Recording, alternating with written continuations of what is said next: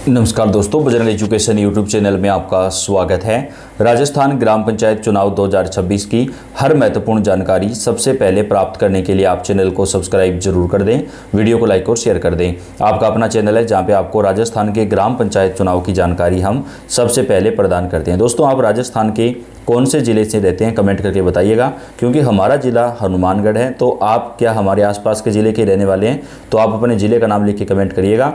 आपके ज़िले से जुड़ी कोई भी जानकारी आएगी वो हम आप तक सबसे पहले पहुंचाएंगे। राजस्थान में पंचायत चुनाव में बड़ा बदलाव, राज्य निर्वाचन आयोग ने जारी कर दिए हैं दिशा निर्देश। दोस्तों, आप अगर एक प्रत्याशी हैं, अगर आप चुनाव में खड़े होने चाहते हैं तो आपको 3 नियम मानने पड़ेंगे, तभी आप चुनाव लड़ पाएंगे। वो 3 नियम कौन कौन से हैं जो राजस्थान के ग्राम पंचायत चुनाव में लागू होंगे।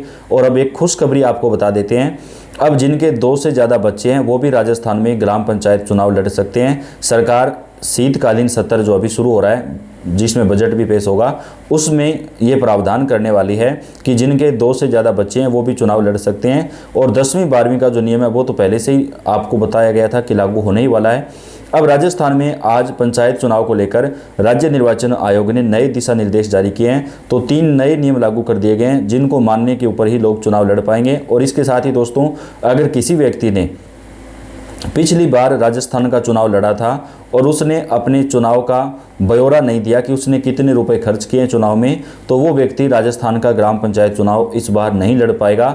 ये दिशा निर्देश जारी होने वाले हैं। तो अगर आपके यहाँ पर भी कोई ऐसा प्रत्याशी है जिसने अपना खर्च का ब्यौरा नहीं दिया था तो उनको परेशानी हो सकती है। ऐसे में वर्तमान में जो सरपंच हैं या जो पंच हैं उनको भी काफ़ी लोग ऐसे हैं जिन्होंने अपना खर्च का ब्यौरा नहीं दिया था, तो वो भी चुनाव लड़ने से वंचित हो सकते हैं। राजस्थान में आगामी पंचायती राज चुनाव को लेकर राज्य निर्वाचन आयोग ने बड़ा बदलाव किया है। इस बदलाव के तहत अब राजस्थान के अंदर 3 नए नियम लागू किए गए हैं। और इसके साथ ही पंच और सरपंच के चुनाव में मतदान ईवीएम से नहीं बल्कि बैलेट पेपर से कराए जाने का निर्णय लिया गया है। इसको लेकर राज्य निर्वाचन आयोग ने प्रदेश भर के सभी जिला कलेक्टर को गाइडलाइन जारी कर दी है दोस्तों। और बैलेट पेपर छापने का जो काम है वो भी तेजी से शुरू कर दिया गया है, क्योंकि सरकार राजस्थान में ग्राम पंचायत चुनाव मार्च के महीने में हर हाल में संपन्न कराना चाहती है। दोस्तों, मार्च महीने में 20 मार्च से लेकर के 28 मार्च के बीच राजस्थान के ग्राम पंचायत चुनाव होने की सबसे ज़्यादा संभावना है। आदेश जारी होने के साथ ही जिला निर्वाचन आयोग ने बरसों भंडारों में जगह खा रही लोहे की मतपेटियों का सार संभार शुरू कर दिया, क्योंकि 15 साल का समय बहुत होता है दोस्तों। 15 साल पहले राजस्थान के अंदर जो पंचायत चुनाव हुए थे उन चुनावों को मतपत्रों से करवाया गया था, जबकि पिछले 15 सालों से राजस्थान के चुनाव जो हैं वो ईवीएम से करवाए जा रहे हैं। तो 15 साल पहले आप जानते हैं कि बहुत होता है 15 साल का जो समय है, तो जो मतपेटियाँ हैं उनमें काफ़ी ज़्यादा कमियां आ गई हैं जो 15 साल से भंडार घरों में रखी हुई थी। तो उनको दुरुस्त करने का जो काम है वो शुरू करवा दिया गया है ताकि चुनाव तक मतपेटियों को अच्छे तरीके से तैयार किया जा सके। हालांकि पंचायती राज चुनाव के तहत जिला परिषद और पंचायत समिति सदस्यों के चुनाव ईवीएम से ही करवाए जाएंगे।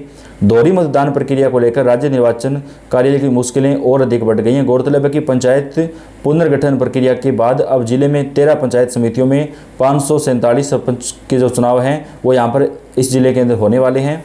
राज्य निर्वाचन आयोग ने बताया कि जिन प्रत्याशियों ने अपना खर्च का ब्यौरा नहीं दिया है उनकी एक लिस्ट तैयार करवाई जाएगी और उन लोगों को चुनाव लड़ने से वंचित भी रखा जा सकता है।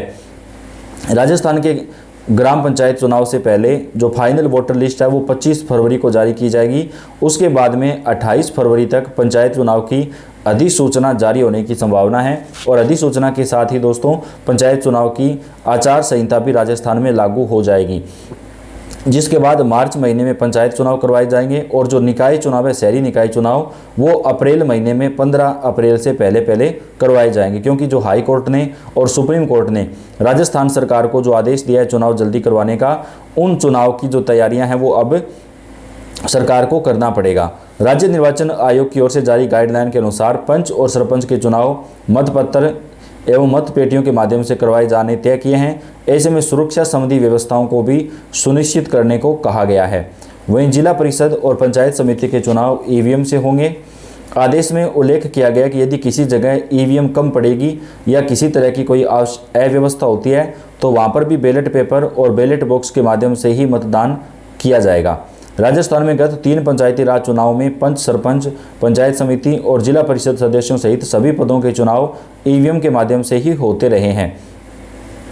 पर 1.5 दशक के बाद पंच और सरपंच चुनाव में बैलेट प्रणाली की वापसी हो रही है। प्रशासनिक दृष्टि से विधानसभा, लोकसभा, नगर निकाय एवं पंचायती राज चुनाव में सबसे जटिल चुनाव पंचायती राज चुनाव माने जाते हैं। इसमें मतदान सीधे अपने गांव की सरकार चुनते हैं। ऐसे में छोटी मोटी घटनाएं भी आम बात होती है। कई बार कार्यकर्ताओं में प्रचार प्रसार के दौरान झड़पें भी हो जाती हैं। तो ऐसे में जो गाँव संवेदनशील आते हैं वहाँ पर पूरी सुरक्षा व्यवस्था करने का भी दिशा निर्देश जारी कर दिया गया है। अब तक ईवीएम से मतदान होने पर परिणाम तुरंत एवं सटीक निकल आता था, पर अब बैलेट पेपर से चुनाव होने से मतदान के दौरान चुनाव में तैनात होने वाले कार्मिकों को खासी परेशानी होगी।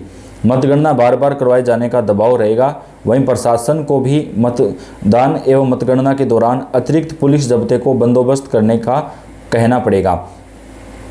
राज्य निर्वाचन आयोग के निर्देश प्राप्त हो गए हैं। इसके अनुसार प्रारंभिक तैयारियां शुरू कर दी गई हैं। तो दोस्तों, उत्तर प्रदेश के अंदर भी चुनाव जो है वो हो रहे हैं और राजस्थान के अंदर भी पंचायती राज चुनाव की जो तारीखें हैं वो जल्द जारी होने वाली है। राजस्थान में पंचायती राज संस्थाओं के चुनाव की तैयारियां शुरू हो गई हैं। राज्य निर्वाचन आयोग मार्च महीने में ग्राम पंचायतों, पंचायत समितियों और जिला परिषदों के चुनाव करवाने की तैयारी में है। राज्य निर्वाचन आयोग 25 फरवरी के बाद कभी भी पंचायती राज चुनाव के कार्यक्रमों की घोषणा कर सकता है। 25 फरवरी को फाइनल वोटर लिस्ट का प्रकाशन होना है।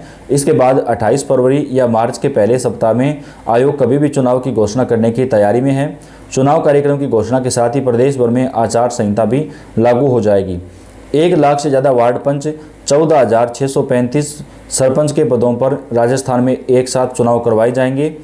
राजस्थान में 3441 नई ग्राम पंचायतें बनी हैं, जिससे अब 14,635 ग्राम पंचायतें हो चुकी हैं।